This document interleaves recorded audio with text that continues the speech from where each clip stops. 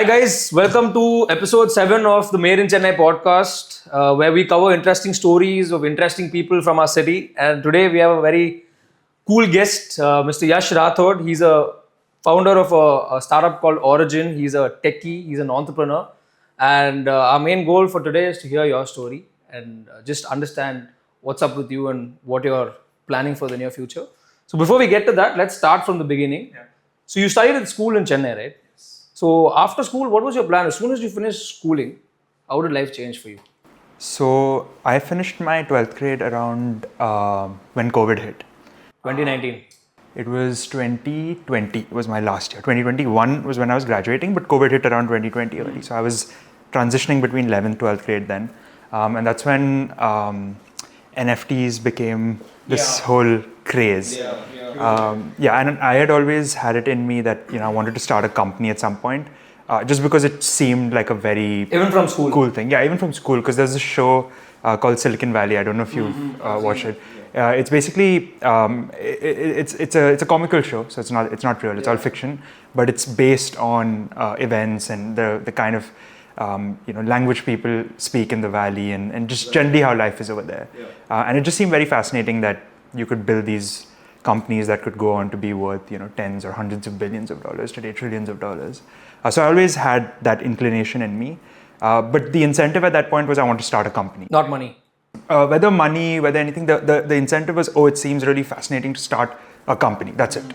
And I'll get to why that was probably the wrong incentive. But then the NFT craze happened. And I was talking to my dad and my uncle, and it just seemed like there was this opportunity to tokenize Indian cinema assets and sell them as NFTs, because Indians love cricket, we love cinema, most among many things.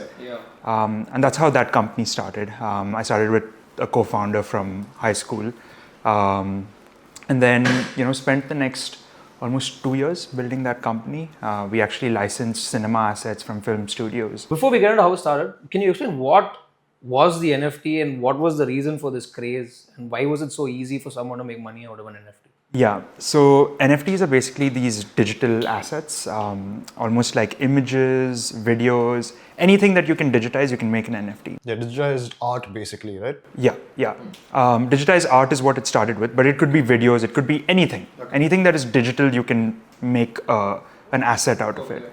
And so what NFTs did was they used this general technology it's called the blockchain technology, which is basically a ledger system that records transactions.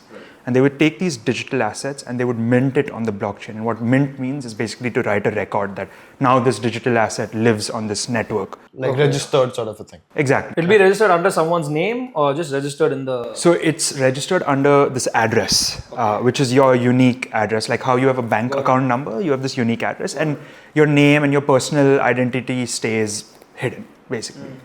So that's how crypto works. Basically, when you mint a Bitcoin, right, you are writing in a ledger that, okay, I have one more Bitcoin now, but I've assigned it to this address. So imagine instead of that Bitcoin, you have a digital asset, piece of art.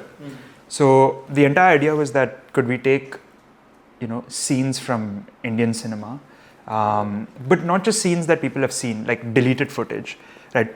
Things that fans have not gotten a chance to see, unreleased content. The idea was, can we partner with films or cinema houses, and even before a movie releases, like a year before the movie releases, can we exclusively release certain scenes that might be in the movie only to select few people? So the idea was to build this entire fan economy.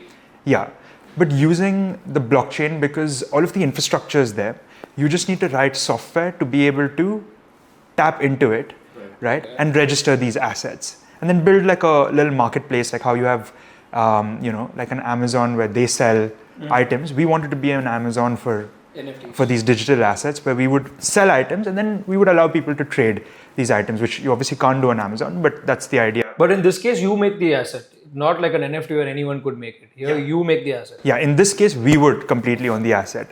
So I'm assuming kind of like Zepto where they buy some inventory and then they sell it out. So it was kind of like that. So speaking of selling or trading NFTs, how does an NFT, like what determines the value of that NFT? Because I remember like the CryptoPunks and these Bored Ape NFTs were blowing up in pricing, and like they were valued at $400,000 to $1 million Digital asset. for a I mean, I digital don't know, I asset, feel too. right? So how did that reach that sort of valuation, and what drives an NFT? I mean, I would say the fact that its craze coincided with COVID, like whether COVID caused this sort of ramp in value or it just coincided coincidentally, which I don't think it was. I think people, were at home, they were looking to spend their time, doing interesting things. And I think investing all of your extra disposable income in new exciting assets was probably something that was appealing. Yeah, sure, 100%. Because they didn't really have any utility as such, right? Like these NFTs, it was just owning that. Some of piece them had no utility where you get, if you own this NFT, you get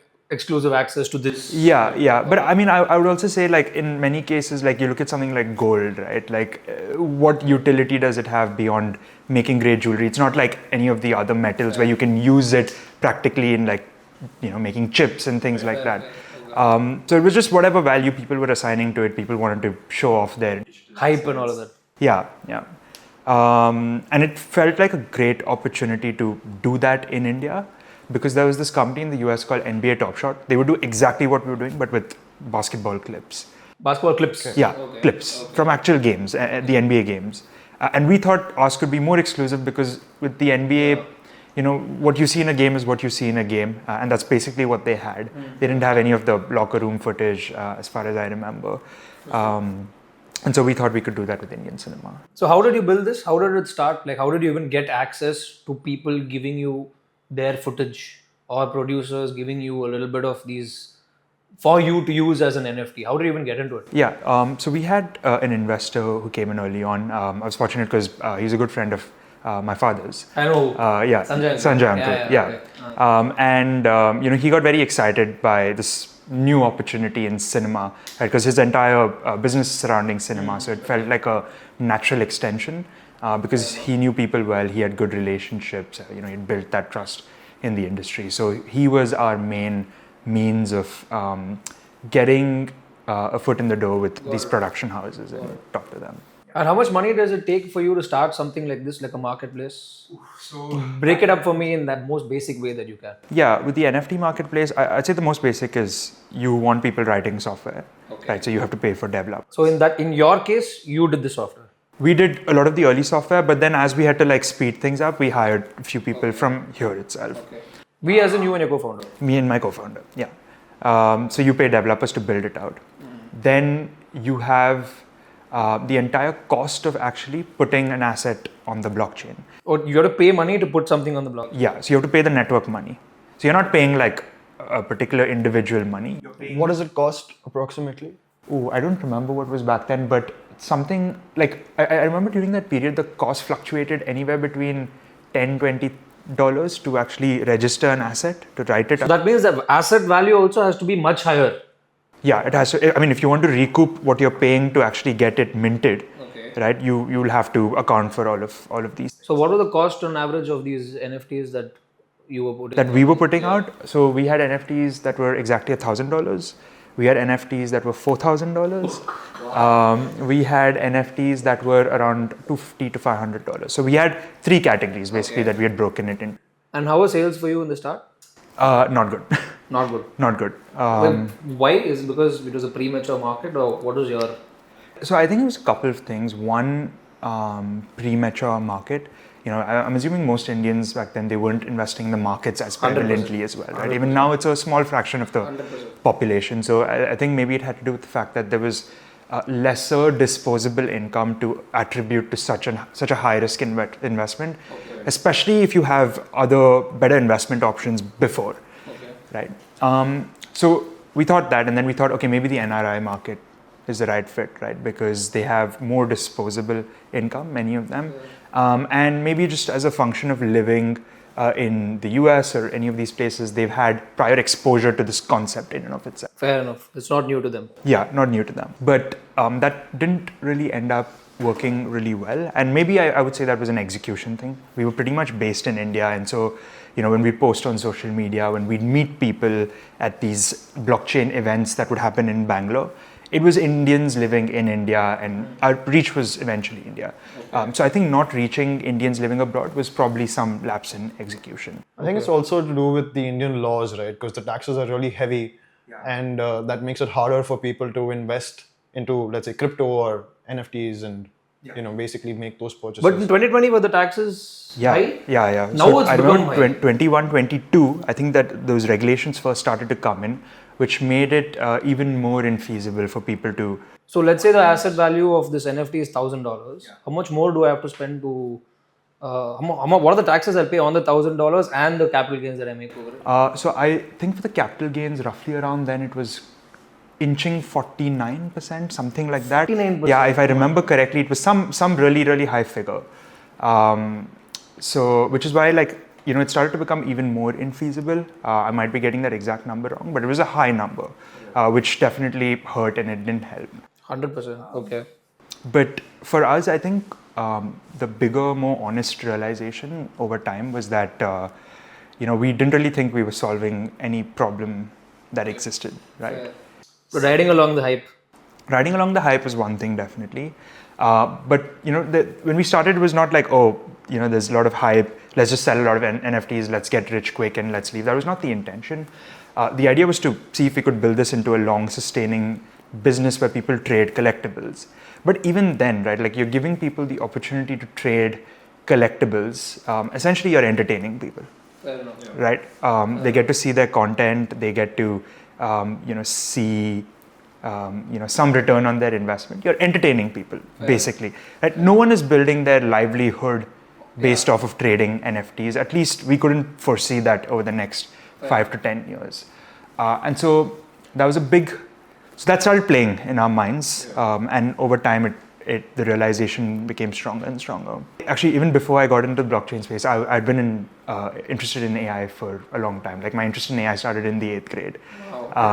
And it was always on my mind, even as I was building this first company. And I think that would be a perfect segue into what we do now in general. So do you think that NFTs still hold value, or do you think it was just a wave and now advice coming for you for advice types? Should you invest in NFTs anymore, or was that just a wave? So I can tell you what I do. I don't invest in NFTs. I had tried buying some when right before we started the company. But then once we wrapped up, I pretty much stopped. I only invest in the markets now. Who gave you the money to start Digino? So we had a lot of early investors. Okay. So Sanjay Vadva uncle, a couple of other investors. My father was an early investor as well. So we had a bunch of early investors. And then we actually ended up raising money from a VC firm based in the US. The firm's called Contrary Capital. They're the same firm that wrote Zepto their first check. I saw it in the podcast he has with Nikhil Kamath. No, the Zepto guy says it. Contrary Capital. Okay. And how do you reach out to them? So it's interesting. One of my seniors from school, Udhav Goenka. Yeah. So he was in NYU over there in the US, and he's very sort of tapped into this whole VC network. And a lot of venture capitalists in the US, they have these, these student initiatives where they have student scouts at different universities finding the next best startups that are coming out of their schools or schools nearby or wherever. And so he had a friend who was one such scout for Contrary, I believe. And he connected us to a partner there. The partner's name was Will Robbins. Will went to UIUC as well. Will very coincidentally stayed in the same freshman year dorm as I did. And very coincidentally, he dropped out in his senior year as well. But anyway, this is all of this coincidental stuff. Like I didn't realize at the moment, but Will was our partner. In Digino? At Digino. Okay. And how much, can you tell how much stake you had to give away to Will? To Will, it was it was north of 8%. And can you tell us how much? So Will had invested about $500,000 in the company himself, Contrary. Okay. And then after you decided what started the decline or for you getting out of Digino? For us, so it was just the general reception the NFT space was getting. Then eventually, as I mentioned, we tried these small pivots. Like we tried building this online crypto gaming company. Really? Called what? No, it was still going to be called DigiNoor, Okay, but it was like a sub-project where we were building these games online that you could play using crypto.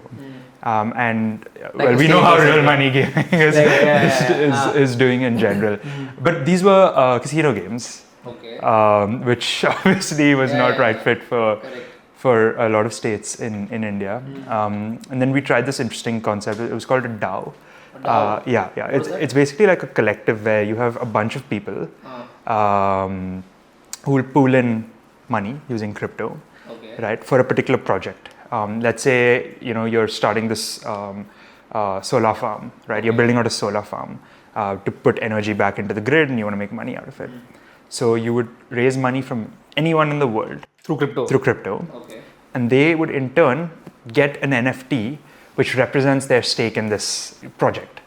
And so as the solar farm, for example, would generate revenue as a function of putting electricity back into the grid or supplying power to whatever industries, they would regularly get paid out in crypto. We didn't sort of pursue that one to the fullest because that was the last sort of pivot we were working on.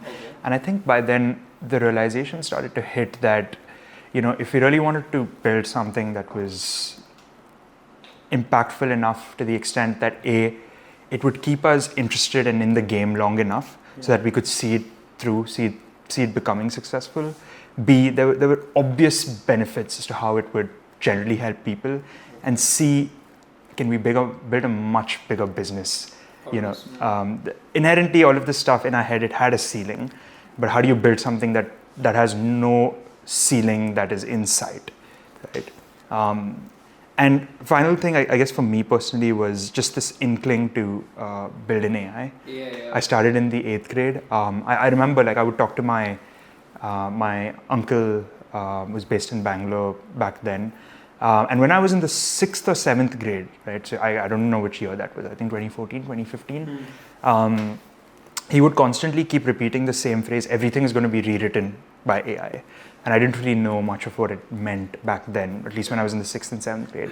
But I always loved math, physics, and computer science. And it seemed like... It's very funny to me. The 3 worst things ever was just stated by you. It always felt like I always knew that AI was in the purview of someone who's doing math, physics, and computer science, or someone who has a natural interest in that. And so I started doing a lot of online courses in the 8th, 9th, 10th grade. In 8th standard itself you started? Yeah, just trying to understand. I mean, what was AI back then? Because for most of us, AI came into light, let's say, ChatGPT. after ChatGPT, right? That's when we were like, okay, AI is here and now things are going to progress and there is finally something to see in terms of AI. But back then, what was AI about? Yeah, so back then it was like these super specialized models, you could say. So let's say, you were to feed it an image of a cat, and the model would have to do a simple task like, is it a cat? Yes. Or is it not a cat? No. Okay. Right? And they would use these very specific type of neural networks called convolutional neural networks. Okay. Basically, if you look at an image, right, like you look at the image over there, if you look at her face, right, her eyes are always going to be in their vicinity, right? Okay. Like you're not going to have an eye here and the other eye on totally the different side of the image. So there's an inherent locality to images, right, where things are just spatially kind of related. Okay. So the way convolutional neural networks would work is they would take this filter and they would slide it over the image, right? And everything the filter fell on, right, all of those individual little pixels, they would almost like condense it to one or a handful of values. So join it together. Yeah, in some sense, like I'm explaining it very, very crudely. But the idea was that there's inherent local structure to images, right? If I have a photo of a Bisleri bottle and I see a cap, I don't need to know what every single pixel. I can pretty much represent this region as a cap, right? And I can build some. So that's how those models used to work. So that's just one example. Like these older sort of language models that would do simple things like classify text. Like you see an Amazon review. Was it a good review or a bad review? So very specialized systems, much smaller models, not trained at the scale of models trained today, right? Like, ChatGPT, Gemini, like all of these models, like not at that scale and not trained to be that general. These were very, very specialized models. But for me, everything became more and more clear in 2020 that, and this was funny enough around when the blockchain company started, but in 2020 I watched this documentary. It was about DeepMind, which DeepMind, DeepMind, okay. Google. Yeah, DeepMind. So DeepMind started off as a startup in London, and then Google eventually acquired DeepMind for over, I think, 400 million pound. But DeepMind, their claim to fame was, their first claim to fame was this model called AlphaGo, which basically learned to play the game of Go, which is this complex game that's very popular in East Asia. And there's the game, if you look at the board, it has basically more combinations than a chessboard even, right? Just think of it that way, right? And so it had always been this grand challenge of whether an AI system would be able to beat the world's best Go players at Go. And they demonstrated that. I think they did it in 2016, if I'm not wrong. As early as 2016. Yeah, as early as 2016, 2017. I might be getting the date slightly wrong. But I watched the documentary in 2020. And that's when I was like, this has to be the work I do for the rest of my life, because they used a very specific technique called reinforcement learning. Reinforcement learning is learning. It's learning by, essentially learning by trial and error, learning by experience. If I drop this water in the middle of this podcast and water falls in my pants, it's going to be extremely embarrassing for me, right? And so next time I do a podcast, I'm not going to repeat that same mistake. Because dropping this on my pants, I got some sense of, this poor sense of reward that I didn't do a good job. I embarrassed myself, right? So we learn through experience. Like you touch something hot, or you do well in an exam, right? And everyone's praising you, and you feel good because there's certain reward pathways. So that's one form of learning. And they used reinforcement learning where they would reward this agent or this entity that was playing the game for winning a game. 1, if it won the game. 0, if it lost the game. And just by doing that and learning from some human game examples and then playing with itself, it was able to beat the world champion at Go. And immediately it was like, why does this is definitely not going to be restricted to games. This is going to touch every aspect of our life. And that's when I thought more and more about what my uncle would keep saying, which is rewrite everything. So going back to DigiNoor, what did you learn in your journey with DigiNoor that still helps you today with Origin? What were your key takeaways with starting DigiNoor and all the way to wrapping it up as a founder?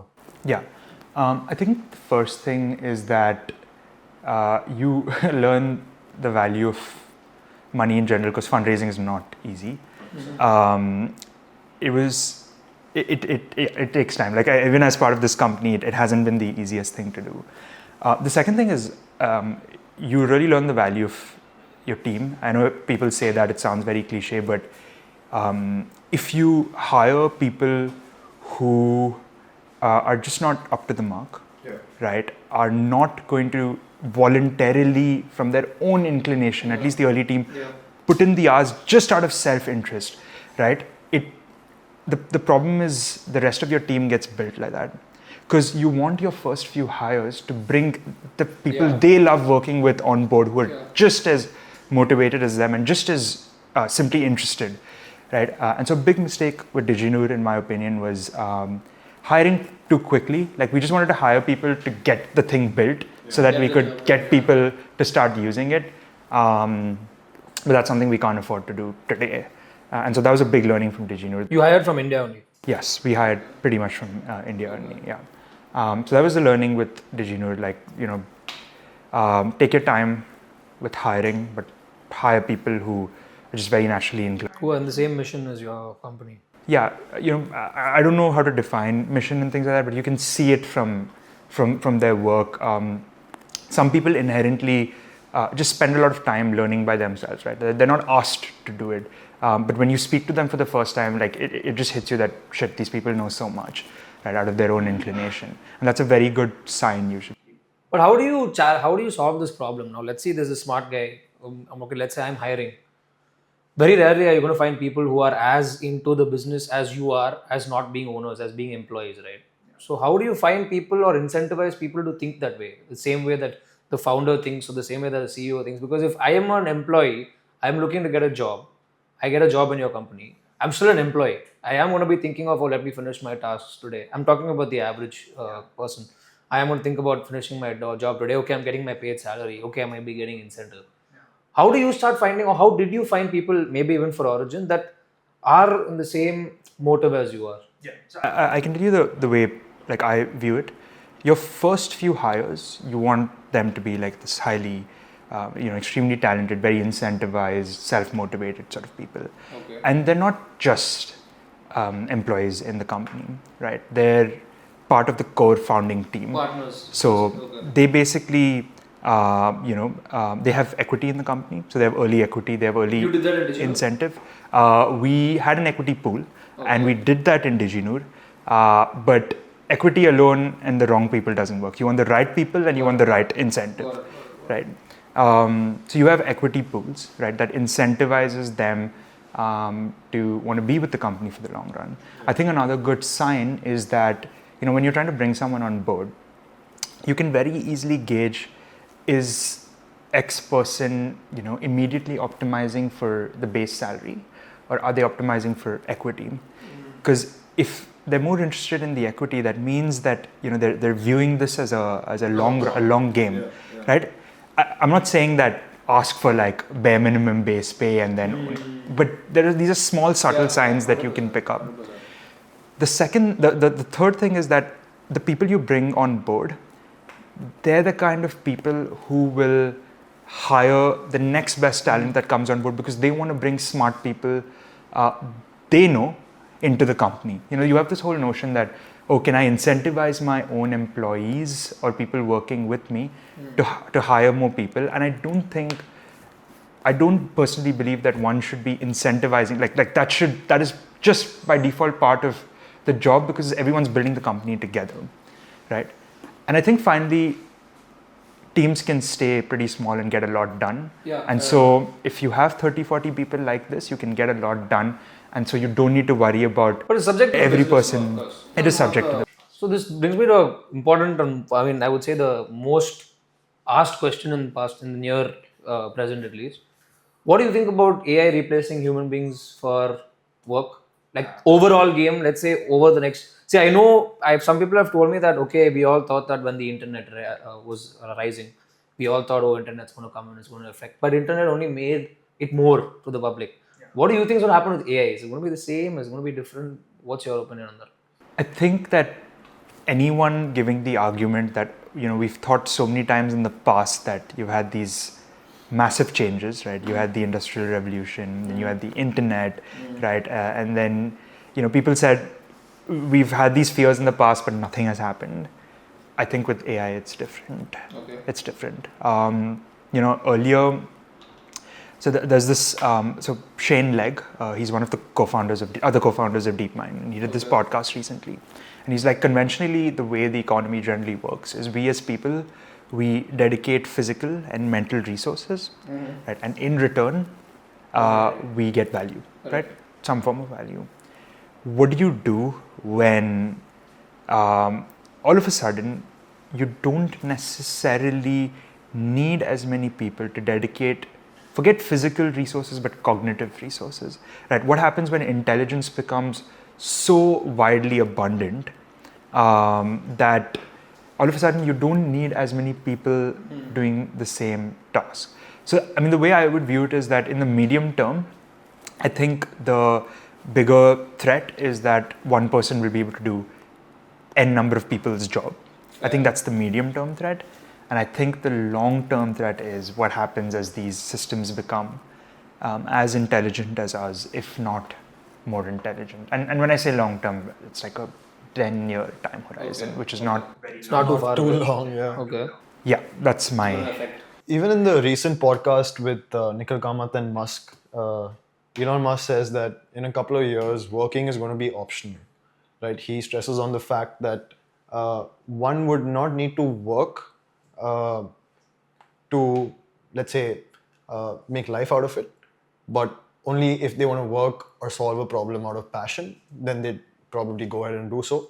And that's, again, rooting to AI and the capabilities that AI and robotics is going to have in the next couple of years. But do you think so in India also? Because there's so many people in India that don't know anything about the Web 2, Web 3, Web 2 also. Yeah. So many, I would say majority of India They don't even know anything about AI, nothing about AI. So if you're saying that, how do you see those people tackle this issue? Because I don't think, how do I put it? How do these type of people who are the majority of the world, I would say, cope with something like this type of issue? Yeah, I mean, it's a good question, and I think unfortunately, like there isn't a clear answer. I think the value is, so there is value in adopting a technology, right? Like you want more and more people in India, in any country in the world, to be using tools like. No, I'm not saying that. I'm saying, see, you're saying Elon Musk was, as Elon Musk said, things are gonna change and it's gonna be optional for you to work now.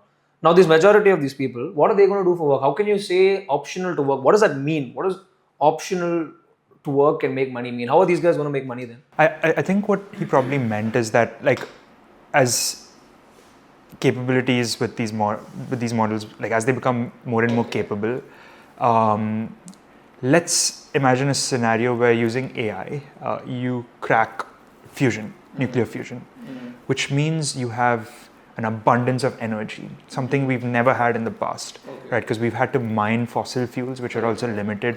We've had to burn these fossil fuels. We've not had the ability to build solar farms at scale. Like we've just not done it, right? Because the sun's energy is, while it's nearly infinite, it's been a challenge to harness. But what do you do when you have an abundance in energy, right? Because these models are so good and energy is abundant, and maybe the models are getting better. All of a sudden, you know, you're producing advancements in agriculture, and let's say you have an abundance of food, right? And let's say you have these robot systems that are automating building houses at scale so you have an abundance of homes, right? And if you think about the basic human needs, which is energy, food, homes, and let's say on the advent of AI, you have a therapeutic abundance, right? Which is no one has to worry about diseases. Let's just assume hypothetical scenario. You have 4 basic needs that are sort of covered, right? And as a species, everything we've done from our advent was serve these basic needs, right? Survive, which entails all of these things. Correct. And so I guess that's probably what he meant by, when you're living in abundance, which we've never done in the past, everything you probably do will be out of the pursuit of interest and not survival, right? And if survival is not pressing front of mind concern, You want people to be able to. will people want to work? I think people will still want to work and do things that interest them, because otherwise, what else do you do in life? Yeah, you need to release your energy in one way or the other. But yeah, it's very interesting, but I mean, hard to picture because these things are. Yeah, you know, I don't know how to. I'm not even able to imagine how it is going to be in the future. But anyway, time will tell that. But coming back to Digino, I want to ask you the last part of Digino. How did you get into the exit? What was your exit strategy? How did you exit? And why did you exit? For us, it was simple. We didn't really see this going anywhere further for all of the reasons I cited. So what we decided to do is give all of the cinema assets we had back to the production house that invested in us, which was Sanjay Uncle's. And then we decided that whatever investor capital we have left, we're going to return it to all of the investors who invested. So you didn't burn all the capital. I mean, you didn't use up the capital. We had majority of it still left. And so we decided, let's return it back to our investors until we figure out what's next. So you didn't sell the company. You just diluted it. Yeah. The operations, we just. Could you have sold it? Would you have sold it looking back today? No, because I don't think we would have gotten a lot of value for the company, right? There wasn't much value. Like, even for the assets that you created? I think the most value was in the assets, but there just wasn't demand for anything that these assets were producing. And when they were in the marketplace, how did you make? Let's say you're selling your NFTs, of course. How do you make money out of this? So we would make money because we own the assets, right? So we'd make money off first sale, and then so it's purely profit, basically, except the $20 of putting it. Yeah.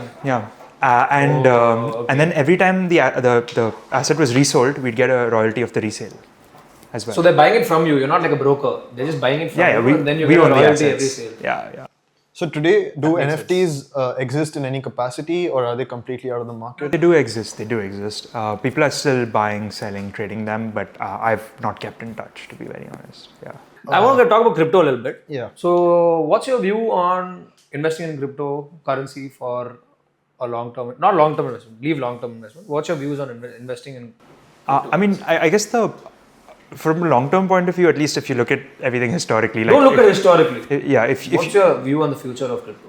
I'm personally not invested because I not because I don't think it is quote unquote valuable or not valuable. I think anything, if you assign something value, it's value. If I assign this bottle Correct. $1 million worth of value for myself, it is what it is. I just think there are a lot of other assets that I can justify being valuable before I can crypto, which is why I'm investing in those other assets now. For example, the markets, because I follow these companies extensively. I know what they do. I know the value they're bringing into the world. So I can justify that before I can justify that. Since you're smart and I'm not very smart in this field, tomorrow if this Satoshi guy comes out and he turns out to be two situations. Either he turns out to be a nut job or he turns out to sell all his Bitcoin. What do you think will happen to the cryptocurrency market after that? I think it'll be fine. You think it'll be fine? Yeah, After especially such a big drop? I think especially with Bitcoin. Like I don't know how much Bitcoin he still holds, by the way. I know he was the most. Well, he or she or whatever that entity is, I don't know how much it holds, but I think now there is so much, like the entire Bitcoin ecosystem, all in all, is generally has accrued so much value. I think it's decentralized to the extent where you have so many different nodes that are handling these networks. I think it'll be fine. I think there's too much value in it for it to just go bust out of one entity's actions. I've heard this. But who That's why I knows? thought- And given the way countries are investing in Bitcoin and holding reserves, I don't think they'll take that gamble with a Based on blind one eye. person. Yeah. Yeah, I mean it's hard to say, But it's limited. We know that Bitcoin is only 21 million Bitcoin can be mined. So don't you think naturally, logically speaking, if the supply reduces, the number of Bitcoin reaches that 21 million number, naturally if you own some part of Bitcoin, obviously the value is going to go up, right? So why wouldn't you just buy and hold some at least now? Yeah, I mean, but there's a supply of so many other things that's limited that we just assign no value to, right? Like? Okay, I mean, I guess the simplest thing I could tell you is that if you look at like a frame, right, like a photo frame, right, just random example, and then you have a piece of, you have a gold ring, right? The photo frame is made of like wood is made of trees, you have a finite number of trees, right? Gold, there's a finite number of gold on Earth because there's a finite amount of mass on Earth, Correct. right? But you still assign more value to one finite item over the other, right? And you could say that, oh, but there's just so much lesser of gold. But what is less? It's so arbitrary, right? I could have less of something else that you just don't assign so much value to for whatever reason, right? I don't know why gold is valuable. It looks pretty. It's looked pretty historically. It's limited. It's not as easy to mine, and so people assign value. That answers the question really well. I mean, yeah, that makes a lot of sense. Now let's move. Okay, so were you doing college this time when you were doing DigiNo? Were you in uni? I was in Bangalore, Bangalore doing what? building DigiNo. Like no university. No university. Would you say it's required for someone to get into university if they want to build something in this line, or can you learn it on your own outside? In the crypto line or just in the like the way in the tech field. In the tech field. Depends what in the tech field, right? Like if it's something very DigiNoor like, you don't need university. I don't think you need it. I personally believe that university is one of the best things that I did. Okay. For various reasons. How long were you in Bangalore for?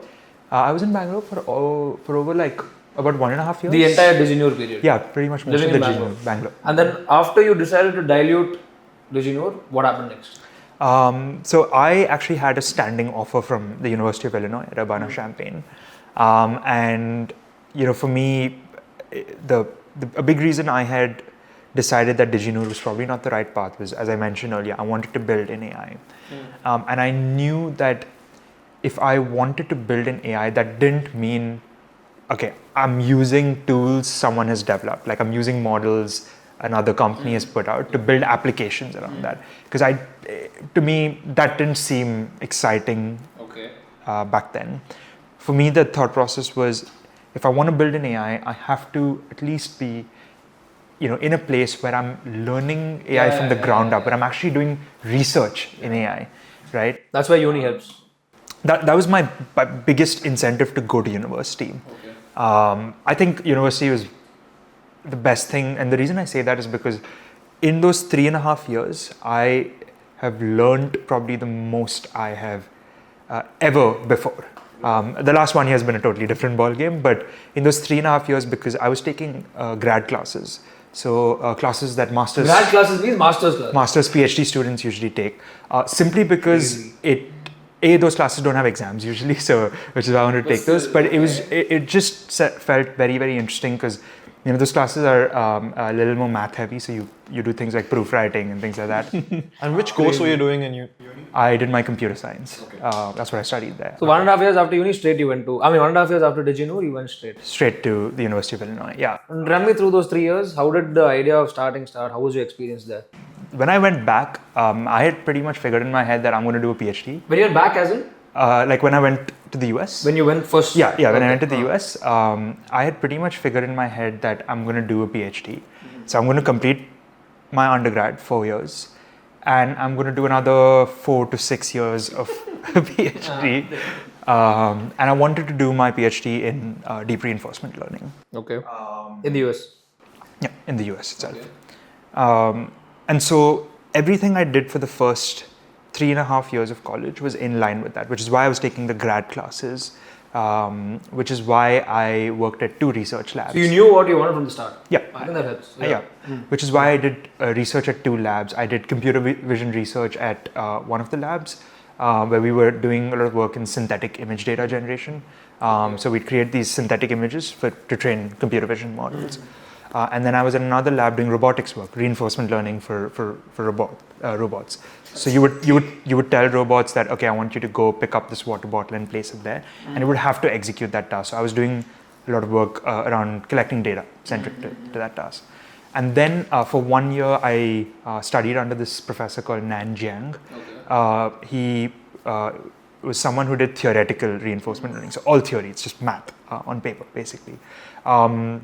But I wanted to do it because I wanted to build a solid foundational understanding from the ground up, like not just knowing that this is how to do it, like why is it done this way. I took a class in abstract linear algebra. So when you do matrix multiplication? Yeah. So matrices. Yeah, exactly. So you know how to do it, right? You know your columns, rows. Like generally that's how we're taught in school, right? Like this is how you do it. Correct. Right? But what does it mean to multiply a matrix with another vector or with another matrix? Like what is fundamentally what is happening? Like, is that other vector being rotated? Is it being translated? Like what is happening to that mathematical object? Like I wanted to understand all of that because if I didn't, it would be very hard going forward. Like you can't possibly be doing research at the cutting edge if you don't have a fundamental understanding. And then how did this idea of origin start from there? So I had a good friend in college, and we lived in the same apartment, and we'd been friends for I think about 8 months Indian. At this point. Yeah, Indian. She's from India, and then through her I met her friend, who is now my co-founder. His name is Malhar, and I met him on campus. This was when? You met him when? I met him end of 23, early 24, like that. Okay. You started building this only after that? Yeah, much after that. Okay, go on.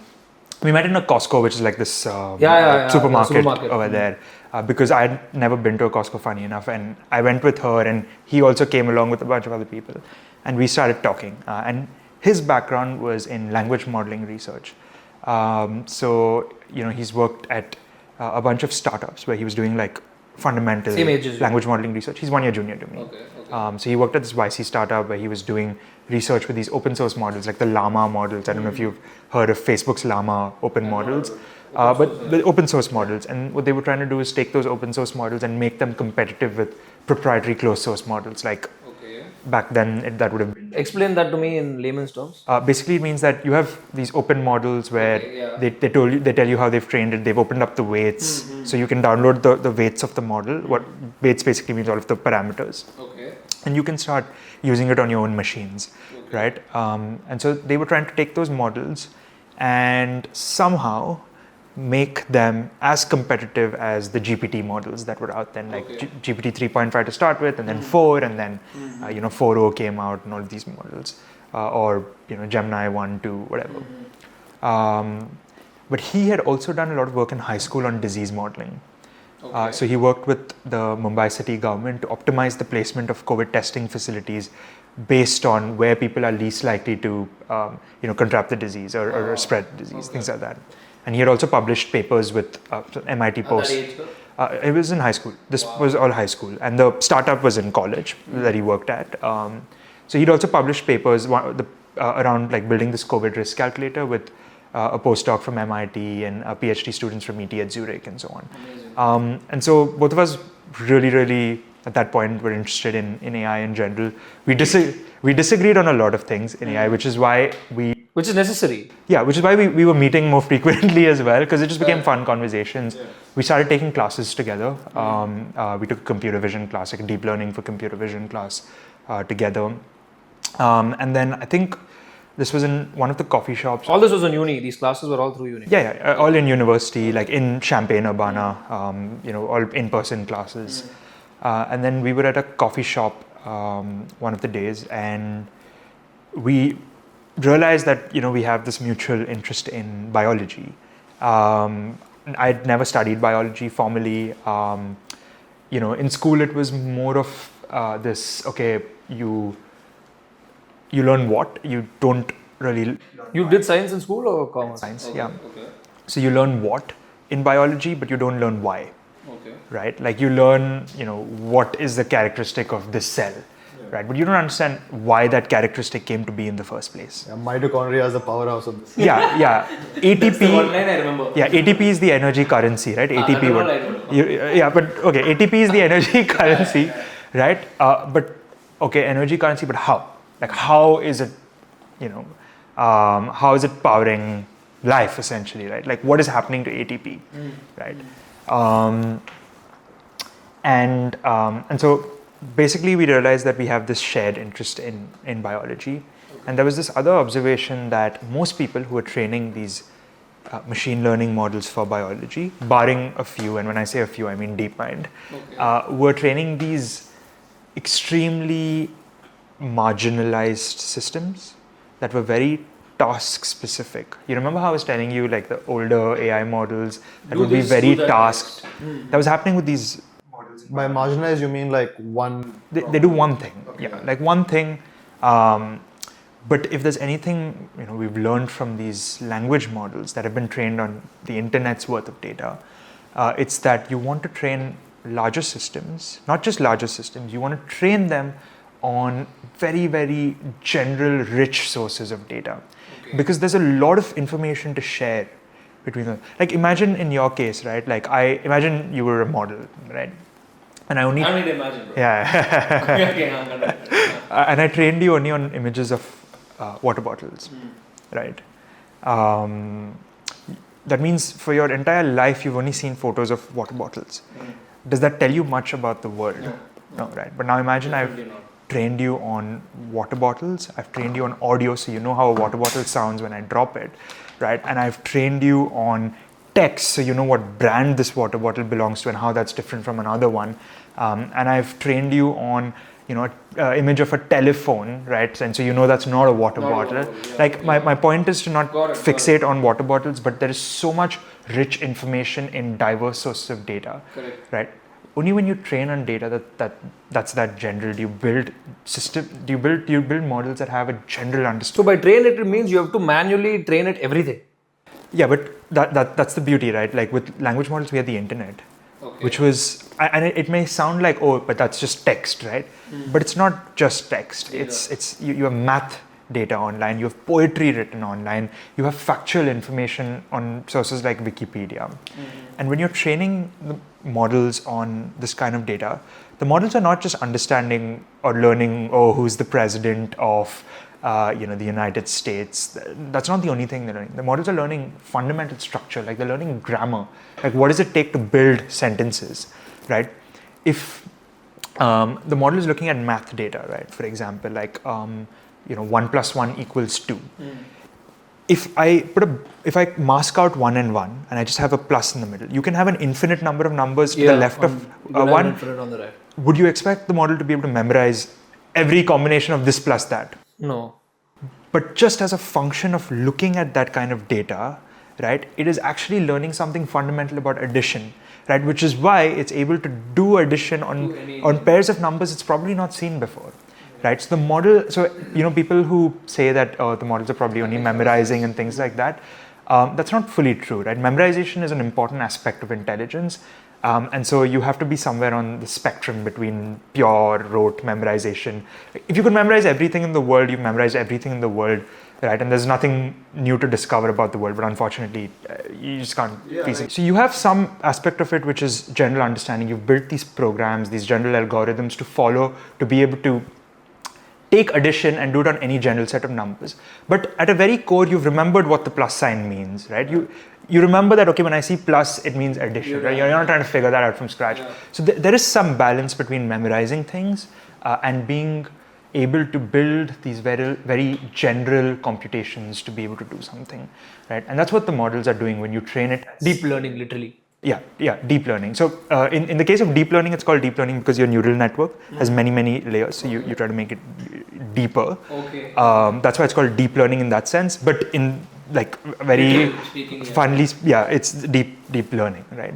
So at Origin, have you created your own model and algorithms? Like your LLM is fully designed by you, or are you using an open source, an existing LLM, let's say GPT's LLM or Gemini's LLM? No, so we train our models completely from scratch in-house. So we're not training language models in the sense that we're not training it on text data that's on the internet.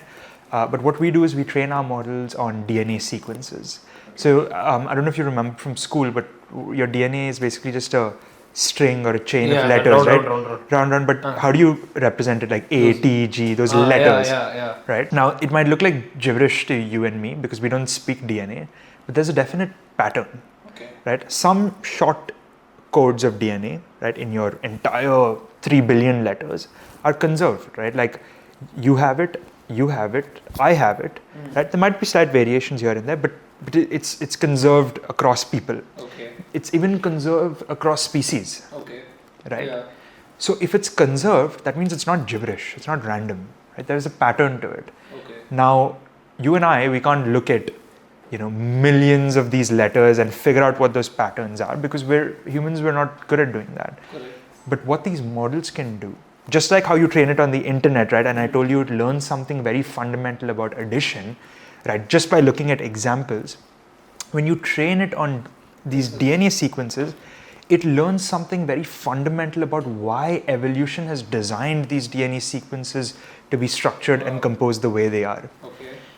And when a model has understood that, it can generalize, just like how you can do any addition problem that I give you, any new one, right? Or maybe you can ideate and, that makes a lot of sense. Yeah. The model can now learn these fundamental universal rules and design new DNA sequences that don't exist in nature, right? But serve a very therapeutically useful purpose because the laws of physics and biology allow it, and the model has just learned those rules. That's it. And what does that tend to? What does that become if it's able to create its own DNA structure? Yeah. How does it benefit, or what's the pros of it? The pros of it is, in our case, right, what we're trying to do is there are these very specific DNA sequences in every living organism that basically act like switches and dials, right? For example, you have a switch that will turn the lights on and off in this room, right? Let's say you have an other room, right? You have a switch that will turn lights on and off in that room as well, right? And let's say the bottom floor looked exactly like this floor. So let's say this is the 4th floor. Let's say the 3rd floor is an exact replica. In the 4th floor, imagine I turn on the lights in this room and I turn the lights off everywhere else. Then imagine in the 3rd floor, I turn the lights on everywhere else, but I turn it off only in this room. The rooms are fundamentally the same, every inch, material, everything. But can you say the rooms are in a similar state right now? No. Why? Because in one case light is on here, the other case light is on everywhere else. Correct. Your cells in your body, like your skin cell, your kidney cell, it's like these two rooms. Fundamentally, inch by inch, they're made of the same DNA letters.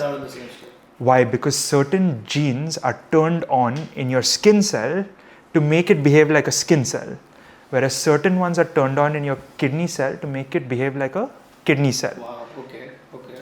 So all we're doing is we're understanding the rules by which these DNA sequences switch on and switch off. That is certain origin. genes. The model origin. Our Yes. model, Okay. yeah, Okay. our model, which we've called Axis. That's what it's trying to do. Okay.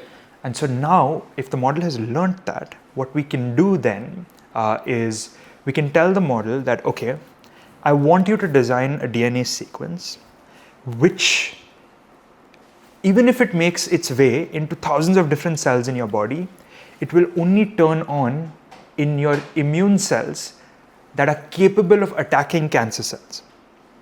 So eventually lead to Curing cancer. cancer. Exactly. That the crux of it. But if that makes its way into your kidney cell, it should not turn on over there because that could create toxic effects. It has to go where it has to go. Yeah. So I'm saying let's assume it goes everywhere. Okay. But because it knows that it should turn the gene on only in the cancer cell, right? Because it's been designed that way. Even if it goes to other places, it'll just be silent. It'll be dormant over there. Wow. I don't know anything about this field, but when you say create another gene, how do you incorporate it into your body? Like, let's say your machine has understood that, okay, you can solve my problem by doing so and so. How do I consume it? Yeah, it's interesting. So you have these circular pieces of DNA that are already inside viruses, Okay. right? So what you do is one part of that circular piece, you put your gene, which has the curative effect, which will kill the cancer cells, let's say. In that same circle, in other parts, you put these switches, which are also DNA sequences. So how do you put it? I'm not able to picture it. Like, what do you mean by put it? For the sake of argument, imagine you make a cut over there, Okay. and you take out that piece and you put in this new But letter. cut where? Like, how does it work? Like, how would you do it? Yeah, so there's special enzymes that you use to cut DNA. So it's like imagine you have a string, right, like with the beads on it, right? And I told you that this was a string of all white beads. And I have 3 red beads in another string, and I just want to put it inside the string of white beads. And imagine it's like a bracelet. All you have to do is cut one end of the white one, bring the open-ended red one, tie it to both ends, and now you have a new circular one. Okay, so imagine somewhat like that. Okay. Okay. To explain to someone with no science background what exactly Origin does, right? This we understand about your model, but as a company, what does Origin do, and what can it do for the end consumer? Yeah. So, in very, very simple terms, we train our own AI models to design drugs for diseases like cancer. And what this would mean for people is a completely new sort of type of drugs that are being designed with these AI systems that actually make it past clinical trials much faster and actually reach patients much faster. And actually solve the problem. Yeah, and solve the problem. That's crazy. I mean, we tried to look at the Origin website. We tried to understand what it was. It didn't, to me at least, sounded like Greek and Latin. I don't know about you, whether you understood No, of course it. it But is now after competing you with said it, it actually makes a lot of sense because it is, since it's such a big topic, right? Curing diseases. How come nobody else is already doing this or has not already done this? There are companies doing it.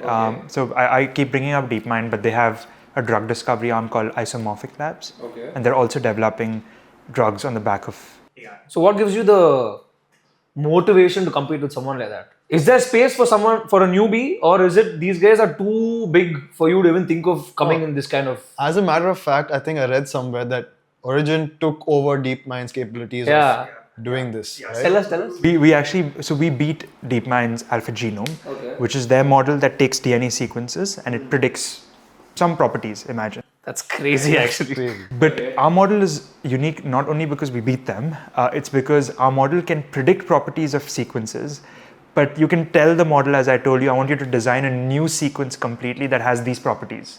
You can predefine that, which you can't do with their model. And it's successful right now. Your model is working in the right way. Yeah. So we've run a lot of tests completely in silico in the computer for now, and now we're going to take the model into the actual physical wet lab.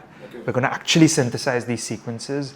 We're going to put them in viruses, and we're going to throw them in cells. What are the type of people you need for this? To execute this plan? Leave coding, leave tech guys. What are the other type of people? So we need biologists, people who've studied how genes are controlled, regulated, biologists, geneticists, whatever you want to call them.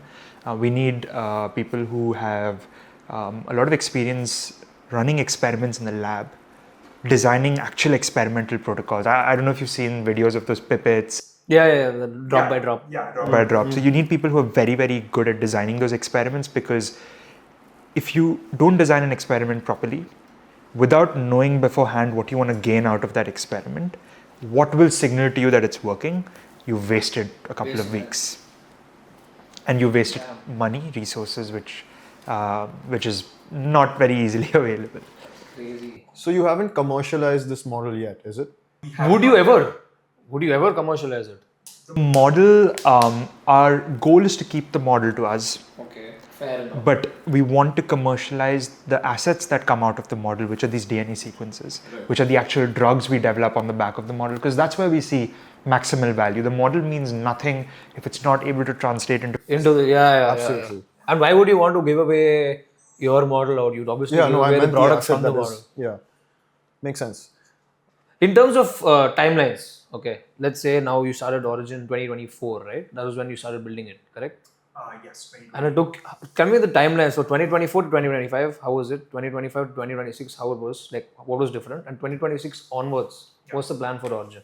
Yeah. So we started 2024 October. Started as in you started researching? We like register the company like October Straight away. 30th, I remember, 2024. You register the company with the goal of what the company is going to be, not backing research, stop everything and then getting into it. No, so we said, okay, biology, fascinating, impactful, we're interested. AI not being applied well enough here. AI, we know how to do AI. Let's just register the company. Let's start with some direction, and it's going to get refined over time. So we registered the company. 2024. Then, milestone wise. Yeah, we got into this accelerator program first called PROD. Prod. PR. What's an accelerator program? So it's almost They like boost you. Yeah, they sort of mentor you. In terms of monetary or just no, this one was no money. It was just mentorship. Okay. So they tell you how to how to build a company. They just give you advice. This was through uni or you approached on your own? So a friend of ours at uni knew someone who ended up becoming our first investor, who introduced us to this program. Okay. And so they basically mentor you, they guide you. You meet other founders who are really exceptional at what they're doing. Everyone's very, very well connected, so you're making good intros. And you just make good friends, right? People who are on a similar journey as you. Supporting you and stuff, yeah. So that happened in Jan of 2025. The accelerator program. The accelerator program. That's around when we raised our first check. Can you tell us how much you raised for what? Yeah, we raised at about $150,000. I can't really share at what price we raised, but that's how much we raised, $150,000. So that was the capital we raised to prove that we can train these models in a field like biology, and we can do well, right? Around then, we got our first scientific advisor as well, Feb. At a Jan point, it was just you and your co-founder, that's it? Only the two of us. Okay, That's it, two of us and the idea, and our first check.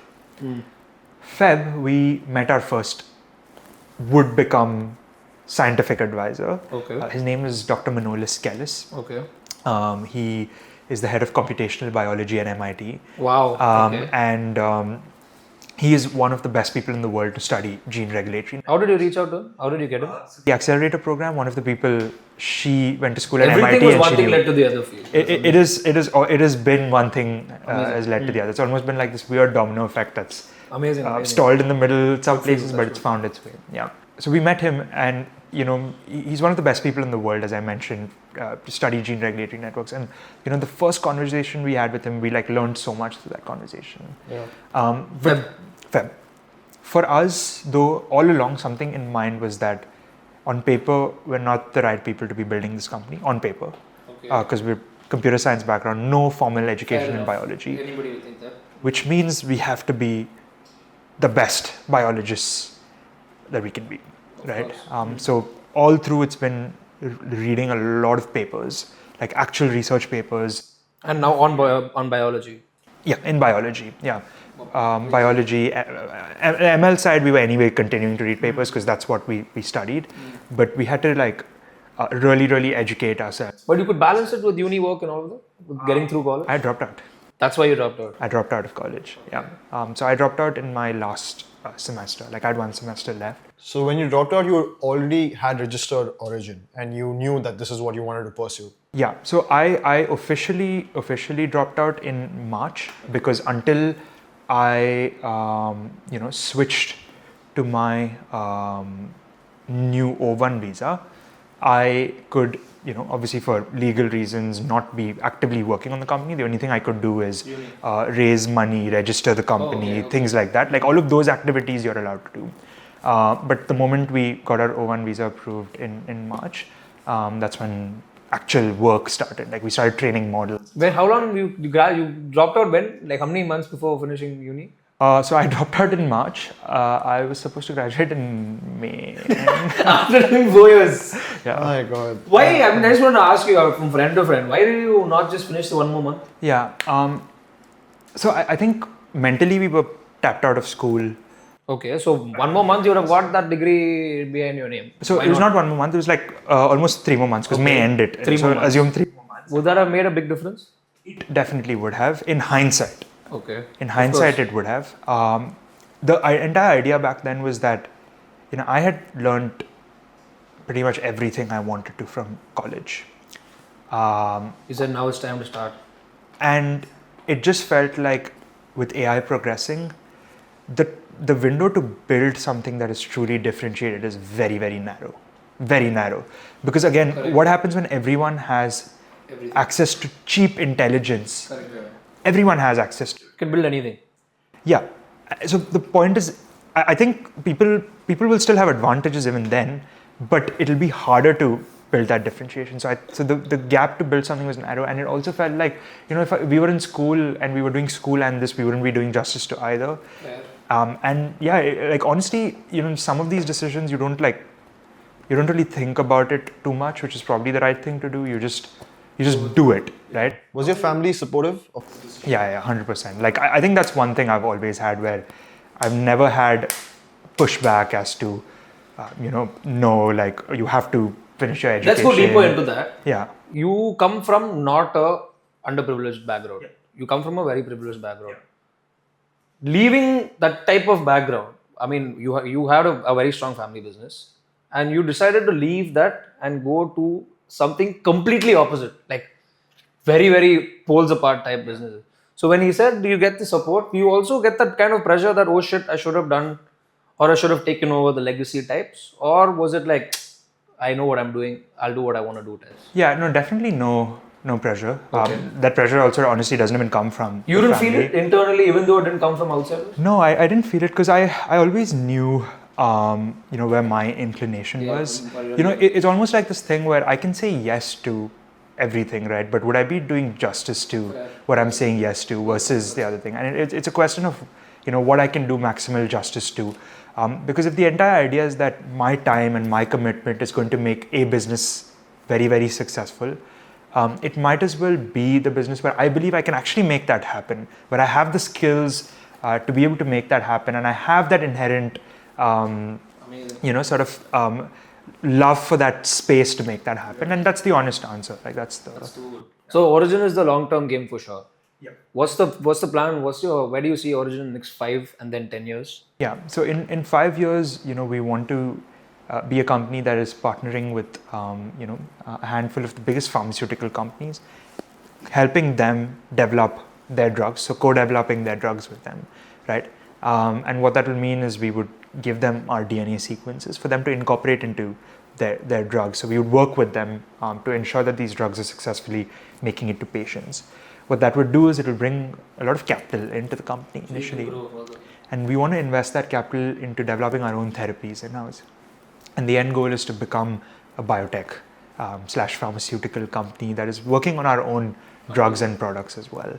But one that is developing these molecules using AI systems that we're also building in-house. So we want to continue to never stop building these AI systems, because that's what's going to drive all of the progress we make. Speaking of capital, I think you're doing a recent round. There's a round that you're doing soon with a big investor, right? Can you tell us a bit about that? Yeah, so we closed the round just now. It was our seed round.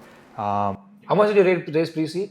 So previously, all in all, a little over $400,000. All in all, including this new one that you've closed. Not including this new one. So far, $400,000 is what you have raised to build it to where it is today. So $400,000 was the amount we raised to put the model out to beat DeepMind, Google DeepMind. And then after that, we've raised money now. So now we've raised close to 3 million in total. From US. Yes, investors over there. Wow. Yeah. $3 million. You can't tell us at what valuation. I unfortunately can't. Who invested in your company now? So we're going to be part of Y Combinator's next batch. Wow, that's insane. Yeah, so we're That's doing. insane. Congrats, Thank that's you. huge. We're That's doing insane. Y Combinator, and then there's another firm called Topology. They're based in Silicon Valley as well, and there's another firm called Glasswing. They're based in Boston. So those are the 3 new investors. How did you approach Y Combinator? And how did you... How did they come to you? Yeah. No, so we had known two of the partners, because we got connected to them. We in the valley. In fact, my co-founder from a previous company, he made the intro, and we just started talking to both these partners at Y Combinator, and it was almost like this thing where, like, we learned so much through our conversations with them. Because one of our partners, his name is Ankit Gupta. He had an AI for drug discovery company himself, which he sold. So you have the right people with you. Yeah, he's been in the space. He knows the space, and every conversation we had with him, we learned so much, and it just made a lot of sense to us that he'd be someone who can really guide us, because he has a similar background to us. In fact, like, he studied computer science as well in college, but then he went on to start a drug discovery company. So. Okay, I want to ask you towards the end of this podcast, I want to ask you a very big, a question that runs around a lot of people's mind. So they say, people say that India is going through what US went through 20 years back in terms of development, right? Back then, or until recent past, everyone used to think about, okay, I want to study, build something, I need to move to the US. Okay, I want to do this, I want to do that, I need to move to the US. But now, do you think that there's a shift in the mindset that I need to go to the US to build, or do you think that there is enough capability and future growth potential to start something in India itself? Because I'll give you an example of what I mean. Like, let's say a company is built in the US. Whatever India has copied from there in our own way has just gone crazy. Like, Uber started over there, Ola started over here. Amazon started over there, Flipkart, all the giants are providing services that were already provided in the US. So would you recommend to someone of getting out of school who wants to get into the same entrepreneurship line as you, that should I move to the US to build, or is there enough potential for me to stay here and do that here? What's your opinion? Yeah. So my take on this is that, in terms of, like, if you're looking at it from a talent point of view, there is a lot of talent in India. I mean, like, at the end of the day, like, my co-founder and I were Indian. We've met a lot of Indian founders. But would you have there. been able to do this here, what you're doing there? I doubt it. No. Okay. I think Silicon Valley, like, I'm not even saying, the US or whatever, like, Silicon Valley is probably the only place, because, imagine, like, 2 computer scientists who have not even finished their computer science degree, but are trying to build the next big pharma company of the future. Madness. Like, you need to be like a certain level of just extremely optimistic in what extremely driven people are capable of. And while that might be there in pockets around the world, the concentration of that mentality is all of them come accumulated to that. over there, the immediate mentality is like, it's not like, oh, will this person be able to do it or not? Like how will this person do it, right? Like, how will they be able to do it? How can we help this person sort of get there? And we've gotten a lot of that over there, and a lot of the progress we've made is because people have been very supportive. Why do you say that it's extreme positive or extreme negative? Like, I think, what's the room to fail over here? So drug discovery is inherently very time consuming. On average, it takes 7 to 8 years for a drug to enter the clinic, to go through the various stages of clinical trial and then get approved. You're spending billions of dollars on a single drug, roughly around $1 to $2 billion on the drug, because you're not just trying to formulate the compound. You're running clinical trials at the scale of thousands of patients. You need to figure out manufacturing for the drug. You're marketing the drug, so commercializing the drug. There's a lot of capital expenditure. And there's barely any margin for error because this is extremely. I don't think there is any margin. There is no It's margin life. for it. Yeah. If your drug fails, you can imagine a situation where you're 5 years into developing the drug. Billions of dollars spent. Yeah, you spend a lot of money. You've reached phase 3 and you failed at phase 3. Right?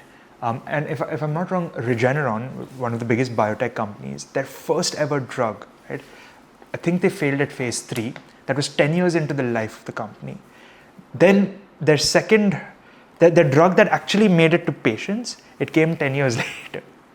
So it's a very long term. You're playing a very long term game, and you need to have stamina. You need to have enough people who are seeing that things are actually, even though you failed, even though it seems like a failure on the face of it, your progress has been net positive, and you're the only team that has made that net positive progress, so you're still the most likely to succeed. And you need to have some form of stamina to be in this game, otherwise which is why I'm saying there's every reason to fail, right? There's burnout, there is technical risk, there is team risk, whether is the team the right team to build it, there is market risk. It's not necessary that if a drug gets approved, it's guaranteed to be commercially successful among patients, because you have competitors whose drugs can reach. So you have every reason to fail, and so how do you not? Speaking of AI in medicine, in let's say biology, right? It's such a sensitive field where humans for the longest time have been dependent on other humans, right? Like we all have, let's say, a doctor that we are comfortable with, who we trust, who we believe that, yeah, okay, this man or this woman is going to be able to fix my problem. Do you think technology is going to take over, and how do you think humans are going to adopt to technology in medicine or in treatments? I guess, so my straight answer is, I think that more and more a lot of the diagnosis will be driven by these AI systems. Obviously, you will still have highly specialized doctors who are really good at what they do, to be able to, just be that sort of last layer of, some sort of scientific. And I've had some people have mentioned like, oh, but I trust people, and how can I trust AI? And like my question is like, why do you trust people? Yeah. Like actually, They've given you reason to trust. They've given you that thing. So the same way is going to come from the AI, which makes them adopt it. So my point is, I have not heard a valid reason to trust people, right? We trust people because we live in a society of people. People have different professions, and people have largely succeeded at providing great professional services, and so we trust. But there is no, the margin for error that people have is actually phenomenally high, but we still trust people, right? So what is your reason not to trust AI, right? Like there is no good reason. You can tell me that I don't trust AI today, and I will tell you that's a totally fair answer. But when it becomes capable enough and it's being proven, there is no valid reason to not trust, apart from just some irrational fear. That makes The sense. same thing happened with the internet, and people never thought that you could, as you said, trust the internet. And now it's the backbone of so many things. I mean, Yeah, I mean, it's different when it comes to your life, but You look at self-driving, right? Like, you have human drivers. You know how common road accidents are, but we trust human drivers. We sit with human drivers every day. And I've sat in self-driving cars as well over there. And it's been, I love it. Like, yeah. So coming back to origin, last question towards the end of this podcast. How much capital would you require to reach that 10-year goal from now? Just out of curiosity, I just want to know for my... how much do you think you'll need? So traditionally, companies have raised hundreds of millions of dollars. Okay. Our goal is to not have to do that. Okay. Our goal is to this technology and serve use cases as early as possible, so that we're able to bring a lot of revenue into the company. And use the revenue to... So we want to use our own revenue, some free cash that we generate, to invest in our own therapeutic program. Will we raise more rounds? Yeah, we definitely will, right? Because you want to be able to immediately scale and expand different operations and activities you're doing within the company. But we don't want to. The goal is to never be the case where you're raising hundreds of millions of dollars and then. so for you, Obviously. what is the first point of, let's say, commercialization or bringing in some revenue right now? Yeah, right now it would be for us licensing our DNA sequences. Okay. So we don't need to formulate the entire drug today. But if we know these DNA sequences we're designing, which are the switches, are a critical component of an overall drug someone else is producing, we can purpose design that for their drug, for the disease they're going after, in the organ or tissue they're going after. And they would just license that one piece from us, which brings in money. And at what stage are you to achieve that part of? We are working towards it. We're working towards it now. Yeah. Crazy. I mean, I think we had a very different conversation than what we expected. A lot of learning, yeah. I think I This learned was more over amazing. here than I learned in probably 12 years of schooling. But thank you so much for giving us this information. Can you tell me one last question? I don't know if you can say, but how much stake have you diluted overall? So now till now. The company, I can give you a ballpark. I can tell you it's like above 10% is what I can tell You've diluted above 10%. you. Yeah, above 10 is what I can. And the rest is between you and your co-founder. No, so we have my co-founder, And the me, 400K release, we have investors, we have a team who have equity in the company. Equity or ESOPs? ESOPs, basically. Okay. And Yeah. so how many people do you have on Origin right now? We're a team of 7 of us in total. Okay. Same age guys or all? Yeah, pretty much all of us are the same age. So, yeah. What are we doing? We're running the podcast, talking podcasts. This guy's changing the world. It's inspiring. Crazy. I mean, we really need more people like you. I mean, I've known you for a very long time. This is the first time I'm hearing this side of it. So now my respect has changed a lot. But good, you're on the right track. And I mean, what more to hear than that? That's amazing. This was fun. I hope so. We have one more round and then you can give me your feedback on the podcast. Yeah. You can tell me whether it was good, bad, and your feedback, of course. This is just straight up answer, quick. Don't think too much. Simple answers, straight out of the mouth. Yeah, this is a bunch of random questions. Just Random whatever questions. comes to your mind first, okay? Cool, we'll start. VC or bootstrapped? VC. Okay. You get outside support from a VC, right? Bootstrap is you're on your own. Leave free money. Bootstrap is you're stuck on your own. VC gives you that comfort and not comfort. It takes you in the right line. So even I would say VC, but anyway, yeah. Okay. Which was harder to build, in the Web3 domain or in biotech? Biotech. One myth about AI you are tired of hearing. One myth about AI I am tired of hearing, that I think, AGI is this many years down the line, that many years down the line. What is AGI? Artificial general intelligence, like something that can. How far do you think we are from it? It depends on the definition. Many people have different definitions, but I'll tell you mine. I'd say 5 to 10 years, where it can do. What is your definition? My definition is something that can. So I have two definitions. You want the short one or the long one? The one that you believe in. Yeah. Okay, the one that I believe in is, I think any entity is generally intelligent if it is able to take actions within the constraint of its environment, which in our case is our world and all of its complexities, on its own, and it's able to come up with its own desires of what outcome it wants to maximize. That is my definition, which basically is long for all of the general cognitive tasks that people can do. Because So you're saying this is 5 years from now, according to you? 5 to 10 years. So do you think that we can have the, like how you see in all these robot movies where they come and take over the world and one ruler comes and stands on top?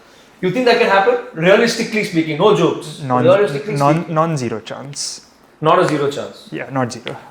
How high is that chance? That I wouldn't be. That So would don't be you arbitrary. think, coming back into conversation, sorry for coming out of the rapid fire, but don't you think that the government, businessmen, people are all going to prevent AGI from happening because they are scared of things like this to happen? But no, so we're going to make sure it happens because of the positives that will come out of it, cures to whatever diseases, But the negatives could be extreme, right? I'm saying the positives and the negatives could be extreme. Okay. It's just that when we build something that intelligent, as a species, what do you do, right? Like, That's scary. No, but I still think that there will be these few people or this. There are so many. Like for example, tomorrow I'm running a. Let's say I'm running a real estate company. I see a guy who's doing really well, just starting. First thing I'll do is I'll get him onto my company. Correct, naturally, because I don't want a situation where he goes higher than me, and get my point. Basic human tendencies. This is what human beings think like. I'm not saying subject to me. So don't you think these big governments, these big billionaires, these big people or people in general will try to restrict the growth capability of these AI models because of the fear that they can come and take over and one day start thinking for themselves and say, you guys are useless, we can do so much more without you, and then crashing everything? What do you is it a possibility? I think You're asking are the negatives a possibility? Not the negatives. I'm asking, is this possible itself to let it reach that level? I think we will let it reach because I think the positives far outweigh the negatives, and if that is the case, we have to believe that the positive outcome is the one that will present itself and build towards that and prepare for any negative by doing the best we can. But Preparing even for that situation while preparing for this. I don't think just because the negatives exist that is a good enough reason to not even allow it to reach the point where we can reap all of the benefits. Like imagine an abundance of everything. Imagine you've reached a point where you've solved so many problems here on earth that you've solved fundamental problems in technology that you've opened the way to like interstellar travel. Like imagine us as a species exploring the greater universe, the stars, and you can only do that on the back of intelligence that can produce. You see that in the near future? I see it. I'm excited for it. I hope I get to. I can see it in the way you're saying it. It's already very I want to do this. I hope I get to go. Crazy. I love the way you think. Go ahead. Awesome. The AI tool that you use the most?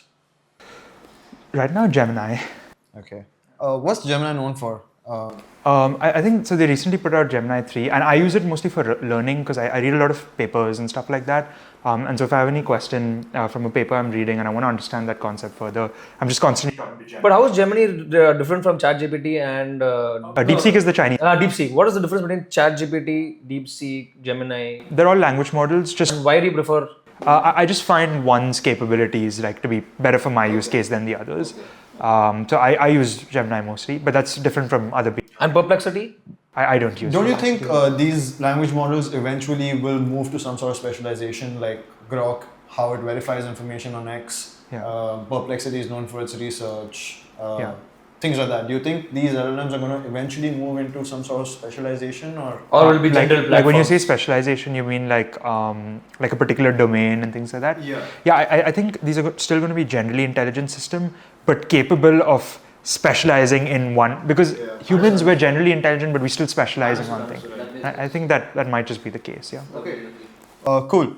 One book or podcast you recommend to read or listen to? There's this book called Project Hail Mary. It's like nothing. It's just science fiction, but it's like a first contact book. I can tell you the crux of the story if you want, but like basically the story is about this setting on Earth. They see the sun is dying. They don't know why, but they figure out it's almost like this bacteria that lives in outer space that's drawing energy from the sun. And so they look at a bunch of suns nearby within our galaxy, and they find that out of all the suns that are dying, there's one that isn't. So this guy makes his way to that one star to figure out why it's not dying, and that's where he meets like an alien species that is also trying to figure out the same thing. It's about how they work together to figure it out. So it's less about the science side of it, but it's more about the friendship that they form. Are you a podcast guy? I do. Which is the one you recommend? My favorite. To an entrepreneur, this is subject to someone trying to start a business. That's a tough one. I would say a lot of the VC firms in the US, they have really good podcasts. Like Uncapped by Jack Altman. Sequoia has a podcast called Training Data. Watch all of these? Just randomly pops up on my YouTube feed. But my favorite podcast is probably Dwarkesh Patel's podcast. And before that, it's Super Chennai. Yeah. But Dwarkesh Patel, because he interviews some of the best AI talent in the world, like people who are at the cutting edge of AI research. He's American, but Indian origin. And he also interviews some of the best biologists. Like, for example, he interviewed this guy. He's an entrepreneur as well. His name is Jacob Kimmel.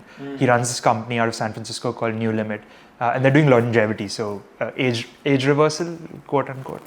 So extending lifespans of people by developing drugs that do just that. So Dwarkesh Patel.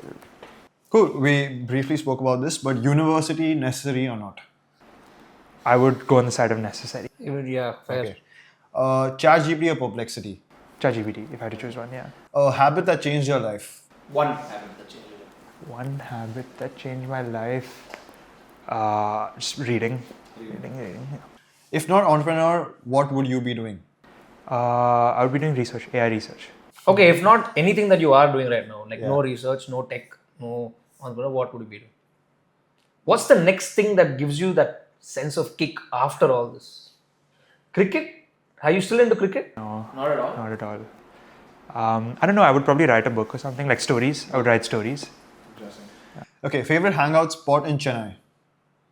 In Chennai, favorite hangout spot MCC. Fair. Lovely answer. Good answer. Yeah. Favorite South Indian food? I think dosa. Dosa. Everybody for said, sure. bro. Every podcast we've asked this question, everybody said dosa. Bro. I mean, if you want a different answer, I can tell you like kuttu parota, like Fair. Kuttu parota, dosa. Unique. I like it. I like it. Bessie or Marina, the better beach? Vasanagar. I went there last week only. So. Filter coffee or masala tea?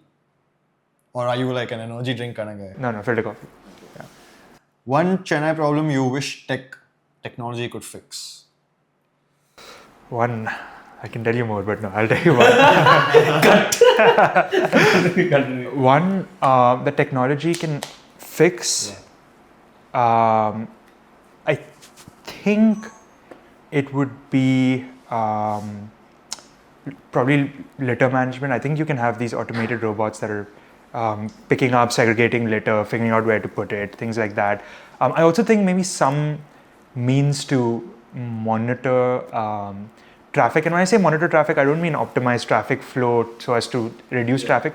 I mean like actually find people who are, breaking rules in a very absurd way. Like Been a strict police force. basically, because I've been there. No, you're right. It's a fact. It's a fact that even I've seen it happen. I mean, I've seen tons of rules being broken in front of. But let's forget it. Like one-way road, but Yeah. That is. Since we're talking about that, I want to ask you a simple thing. You think technology can solve the traffic commotion, or do you think only extra roads, extra infrastructure can solve that? I think technology can. In a very simple example, it's not probably the most optimal solution, but imagine every car was self-driving, right? Okay. You think it will solve? I'm saying purely because the number of people in India and the number of cars on the road. Yeah. You think even self-driving cars will solve that traffic issue? I think that because think about it, right? Like, why is there a traffic jam, right? Okay. Imagine all cars were in a file and they were all moving at one speed. They would all be moving, right? Yeah. You'd get where you want. The reason why there's a traffic jam is because, let's say, okay, maybe a car is broken down in front. Not necessarily there's a signal. So even if there is a signal, as long as it's uniform. So when else there's traffic, when the signal turns green and you go, but there's still vehicles coming from so now you've hit a jam, right? But if that were to not happen, so is self-driving cars the most optimal solution? No, but it is a solution that I think it is the most optimal solution because I don't see this happening with the way things are going right now. Yeah. Okay, one thing Chennai needs to improve for startup founders.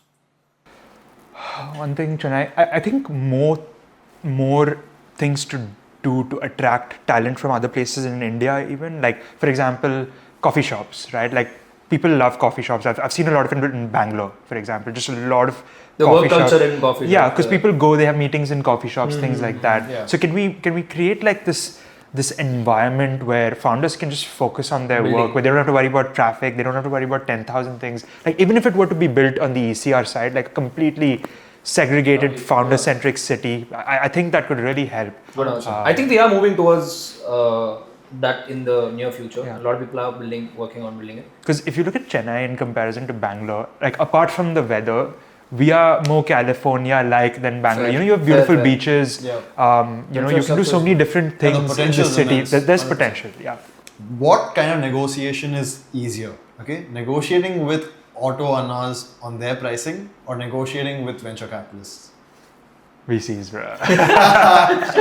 We can't relate. For me, it's the auto and negotiating skills. I've never been on the No, other but if side. you have a good idea, people are open to pumping it now, right? Especially in today's world. No, bro. I've just never been able to convince Otto now, bro, to reduce. Somehow once I think I negotiated my way up.